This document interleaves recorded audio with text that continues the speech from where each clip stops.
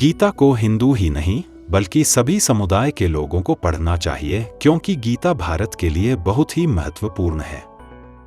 जब कुरुक्षेत्र में महाभारत का युद्ध होने वाला था और अर्जुन युद्ध करने के लिए तैयार नहीं थे, तो भगवान कृष्ण ने उन्हें बहुत समझाया और उपदेश दिया, जिसे आज हम गीता श्लोक के नाम से जानते हैं।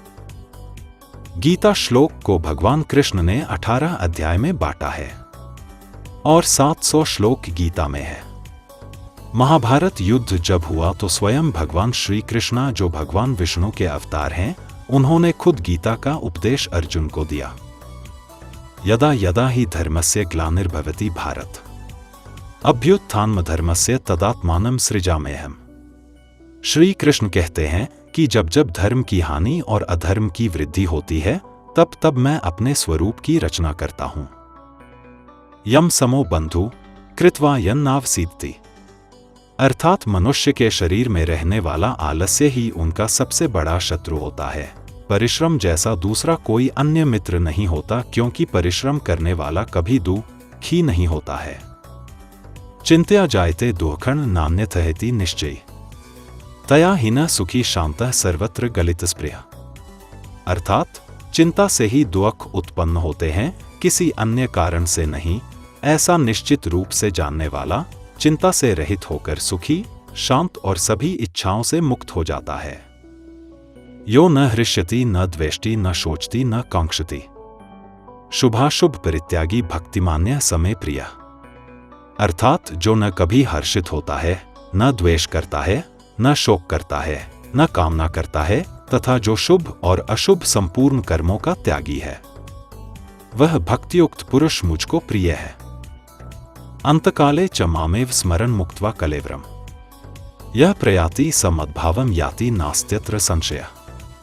अर्थात जो पुरुष अंतकाल में भी मुझको ही स्मरण करता हुआ शरीर को त्याग कर जाता है, वह मेरे साक्षात स्वरूप को प्राप्त होता है, इसमें कुछ भी संशय नहीं है।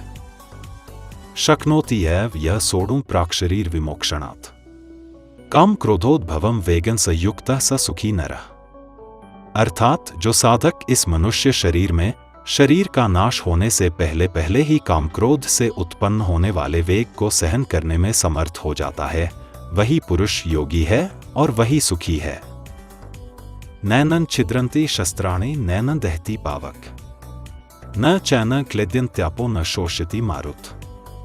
अर्थात आत्मा को न शस्त्र काट सकते हैं, न आग उसे जला सकती है, न पानी उसे भिगो सकता है, न हवा उसे सुखा सकती है। परान्नम च परद्रव्यम तथैव च प्रतिग्रहम, परस्त्री परनिंदा च मनसा अपि विवर्जयत।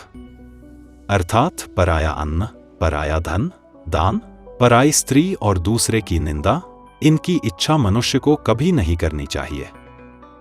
उद्यमेन हि सिद्ध्यन्ति कार्याणि न मनोर्थया, न हि सुप्तस्य सिंहस्य प्रविशन्ति मुखे मृगा। अर्थात कोई भी काम कड़ी मेहनत के बिना पूरा नहीं किया जा सकता है। सिर्फ सोचने भर से कार्य नहीं होते हैं, उनके लिए प्रयत्न भी करना पड़ता है। कभी भी सोते हुए शेर के मुंह में हिरण खुद नहीं आ जाता, उसे शिकार करना पड़ता है। नास्ति विद्या समं चक्षु नास्ति सत्य सम तप, नास्ति राग सम दुख नास्ति त्याग सम सुखं। अर्थात विद्या के समान आंख नहीं है, सत्य के समान तपस्या नहीं है, आसक्ति के समान दुख नहीं है और त्याग के समान सुख नहीं है। दानाना च समस्ताना चत्वार्यतानि भूतले, श्रेष्ठानि कन्यागो भूमि विद्या दानानि सर्वदा। अर्थात सब दानों में कन्यादान, गोदान, भूमिदान और विद्यादान सर्वश्रेष्ठ है। विद्या ददाति विनयम विन्याद याति पात्रताम, पात्रत्वात् धनमाप्नोति धनात् धर्म ततः सुखम। अर्थात विद्या से विनय, नम्रता आती है, विनय से पात्रता, सजनता आती है, पात्रता से धन की प्राप्ति होती है, धन से धर्म और धर्म से सुख की प्राप्ति होती है। परित्राणाय साधूना विनाशाय च दुष्कृताम, धर्म संस्थापनार्थाय संभवामि युगे युगे। अर्थात साधुओं की रक्षा के लिए, दुष्कर्मियों का विनाश करने के लिए, धर्म की स्थापना के लिए मैं युग युग में मानव के रूप में अवतार लेता हूं। किं कस्य श्वो भविष्यति, अतः श्वः करण्यानि कुर्याद् दैव बुद्धिमान। अर्थात किसी को नहीं पता कि कल क्या होगा, इसलिए जो भी कार्य करना है आज ही कर ले, यही बुद्धिमान इंसान की निशानी है। दोस्तों, ऐसी ही रोचक ज्ञान की बातों को सुनने के लिए चैनल को सब्सक्राइब करें, लाइक करें, कमेंट करें और शेयर करना ना भूलें। धन्यवाद।